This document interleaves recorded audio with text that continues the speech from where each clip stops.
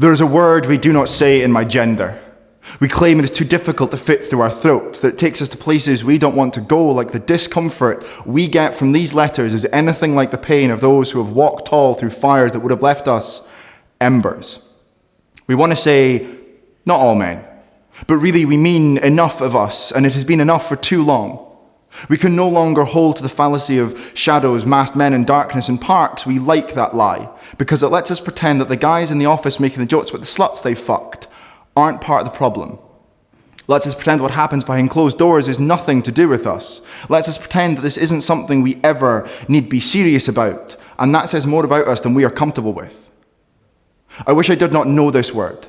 Wish I did not have 1 in 3 reasons to say it. Wish I did not know a minimum of too many women who wake up with mornings heavier than I will ever know wrapped around their necks, wiping memories clean of the fingerprints of men who believe their version of love blurs red over silent lines. I wish this word had not echoed over lips 1,901 times last year alone, officially.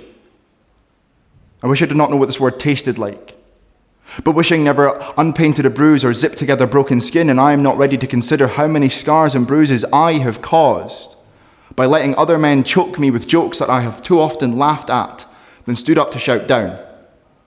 If I am wishing for anything, I am wishing for men who will give up their self-created right to be silent, because when we leave space around words like abuse, sexual assault, rape, we leave behind our ability to claim we are outraged by the numbers, to claim we are not part of the problem, to claim we are not helping other men commit these crimes. When we are silent, we leave space for the too many men with fists that look like doors. And I've never carried the bones in my body like they were weapons. But I know too many men who leave streaks of red on my palm when we meet, and I'm sick of passing that second-hand pain onto the sisters of mine who always know exactly where the exits are, in every room, because they have to. The 2 in 3 justifiably looking at me in my silence like I could be a rapist. And perhaps, until I stop being so quiet, that is exactly what I am. My name's Macdonald, and that poem is Silence. It's a bit of an obvious one, I suppose, but over recent years I've been listening a lot more to what's being said in various spaces online from various women, and realizing that as much good as it is to talk their achievements and pass on what they're saying, I can't just do that anymore. So I wanted to write something to challenge a little bit more this endemic willingness to absolve ourselves of that talk.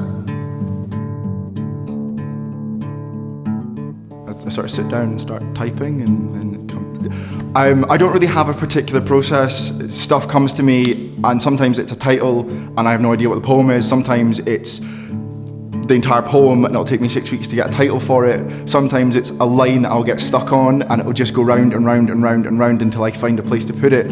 I write all the time, so I always have a notebook or 2 or 3 or currently 27 that have various levels of projects in them. I've always done some level of writing, but I decided to take it a bit more seriously in 2009, and I went and had a masterclass with my great aunt Tessa Ransford.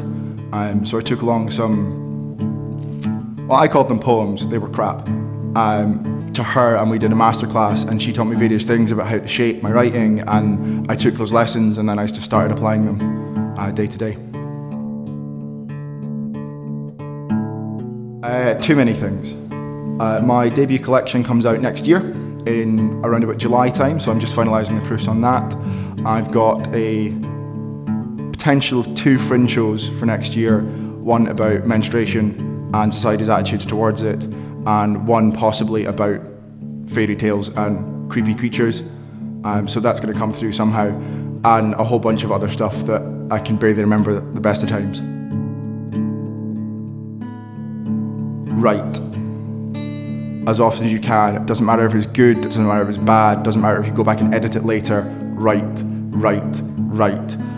And the flip side to that, because that's one you'll get taught a lot, read and listen. Buy books, go to nights, listen to new performers, find new performers, listen to voices you don't normally hear. It's the community, without a shadow of a doubt.